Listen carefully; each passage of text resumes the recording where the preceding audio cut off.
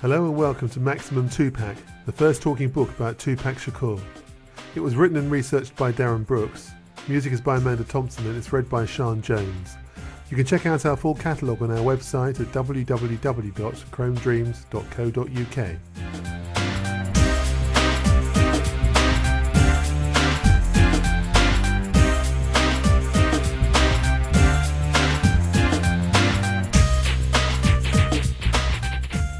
Never thought I was necessarily the best rapper, the best nothing. I think I'm the realest nigga out there. I do think that. I think I own that. If I could patent being real, I think I own that. Because I think being real is just being true. It was only supposed to be a night out at the boxing. On the 7th of September 1996, Mike Tyson was continuing his relentless rise back to the top of boxing's heavyweight charts with a high-profile bout versus Bruce Sheldon in Las Vegas. As had become commonplace at such glamorous events, the celebrity contingent was conspicuous by its presence in the opulent surroundings of the MGM Grand Hotel. Two such celebrities were Marion Suge Knight, charismatic boss of Death Row Records, and Tupac Shakur, the multi-talented rapper and actor who had become the centrepiece of Knight's influential hip-hop label. For centrepiece, though, also read mouthpiece. Previous years had witnessed an increasingly volatile war between the rapping fraternities of opposing American coasts, a conflict which had already delivered its share of shootings and urban as well as media battles. Roles of the involved personnel had long since been defined. Knight and Shakur represented the West, whilst the likes of Sean Puffy Combs, more popularly known as Puff Daddy, and Biggie Smalls were public ambassadors for the East. A previously verbal war had gradually degenerated into the physical, as conflicts were now being fought openly on the streets of America, as well as through the tried and tested media of newspapers, magazines and music. This particular September evening, though, witnessed tragic events that would ultimately send shockwaves throughout the music world and incite further violence as a hugely successful musician and symbol of the West Coast Brotherhood left the mortal world at the behest of a rogue gunman.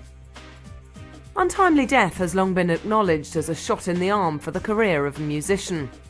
In addition, the presence of a somewhat nefarious reputation can also assist in providing an artist with a certain X factor, that indefinable ingredient which can promote a singer from also-ran to seductive star. Tupac Shakur possessed the latter in abundance and would ultimately join the former. That elite band of brothers whose lives had been criminally and cruelly cut short. He was only 25 years of age when he met his death in Las Vegas, his untapped talent yet to be fully explored, but such was his prolific nature he had already compiled a body of work so comprehensive that his career would shine brightly for years after his departure. Posthumous singles, albums and movies seemed never-ending in the months after his death. Such releases allowed established fans to mourn their hero through his work, whilst those previously unaware of Tupac Shakur were given wider opportunity to hear the music of an artist whose destiny had proved to be that of unwilling martyr for the lifestyle of gangster rap. His gift for music and performance was undeniable, but it was the endless controversy persistently snapping at his heels, which, while providing his public persona with a certain glamour, would eventually lead to his downfall.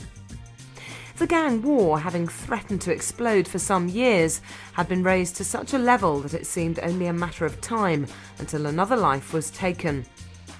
When the hostilities finally erupted, it was the life of one of the genre's most successful artists that was claimed. Tupac's life had seen its fair share of deprivation, of a regular father, a regular home, but never of love and, without doubt, never of talent. His mother named him after an Inca Indian chief, Tupac Amaru, meaning shining serpent, and Shakur, an Arabic word which, when translated into English, reads as thankful to God.